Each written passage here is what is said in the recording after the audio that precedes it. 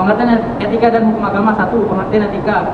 Kata etika berasal dari bahasa Yunani kuno, yaitu ethos. Secara umum artinya kebiasaan atau kehendak baik yang bersifat tetap.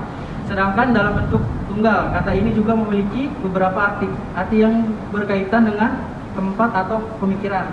Etika adalah konsep penilaian sifat kebenaran atau kebaikan dari tindakan sosial berdasarkan kepada tradisi yang dimiliki oleh individu maupun kelompok. Pembentukan etika memulai proses filsafat, sehingga etika merupakan bagian dari filsafat. Unsur utama yang membentuk etika adalah moral.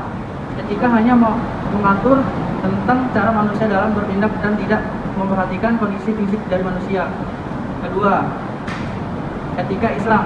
Etika Islam berbeda dengan etika dalam pandangan filsafat. Karakteristik utama dari etika Islam adalah adanya tuntunan untuk berperilaku dengan baik dan menghindari perilaku yang buruk. Sumber normal yang menjadi acuan penetapan standar etika Islam adalah wujud dari Allah yang disampaikan di dalam Al-Quran dan hadis. Selain itu, etika Islam berlaku secara universal di segala tempat dan segala waktu. Sifat dari etika Islam ialah masuk akal sehingga dapat diterapkan oleh seluruh manusia. Tujuan akhir dalam etika Islam adalah pembentukan akhlak yang bersifat luhur.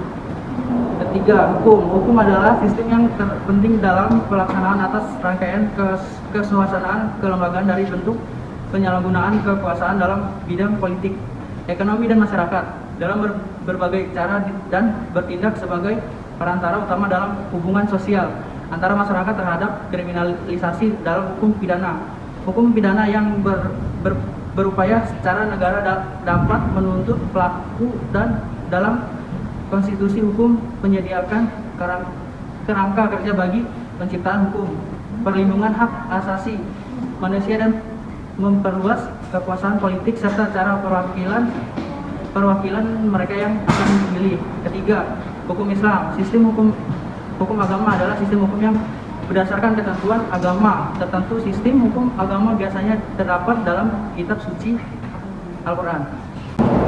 Identifikasi masalah. Deontologi berasal dari kata deon dari bahasa Yunani yang artinya kewajiban. Teori ini menekankan pada pelaksanaan kewajiban. Suatu perbuatan akan baik jika disadari atas pelaksanaan kewajiban jika selama melakukan kewajiban sudah melakukan kebaikan. Teori ini tidak terpatok pada konsekuensi perbuatan. Dengan kata lain, teori ini melaksanakan terlebih dahulu tanpa memikirkan akibatnya. Pelanggaran norma agama, yaitu saat dinas malam membiarkan pasien yang akan meninggal dunia atau dalam keadaan koma sendirian tanpa memberitahukan keluarga dan ia tidak bertanggung jawab terhadap tugasnya sebagai perawat untuk menemani pasien yang sedang sakaratul maut, dan keesokan harinya pasien itu terbujur kaku dengan tangan ke atas dan sulit tetap dilemaskan. Teori yang mendukung dari tindakan ini adalah teori deontologi. Dalam kasus ini, teori etik yang digunakan oleh perawat sebagai acuan dalam melaksanakan tindakan ini lebih berpihak pada teori deontologi. Tindakan tersebut dilakukan perawat tanpa mempertimbangkan konsekuensi perbuatan tersebut yang berakibat pada pasien meninggal dunia dengan kondisi tubuh terbujur kaku. Solusi, sebaiknya sejak awal berikan edukasi ke keluarga bahwa pasien koma dalam keadaan kritis boleh ditunggu satu orang keluarga dan memanggil pemuka agama dengan keyakinan masing-masing. Penyelesaian dan kesimpulannya, perawat menemani pasien yang sedang sakaratul maut dan memberi informasi kepada keluarga pasien bahwa pasien boleh ditunggu satu orang keluarga serta memanggil pemuka agama sesuai keyakinan yang dianutnya. Alasan 1. Pemberian informasi dan edukasi KIE sangat diperlukan agar keluarga pasien mendapatkan informasi tentang keadaan pasien saat ini.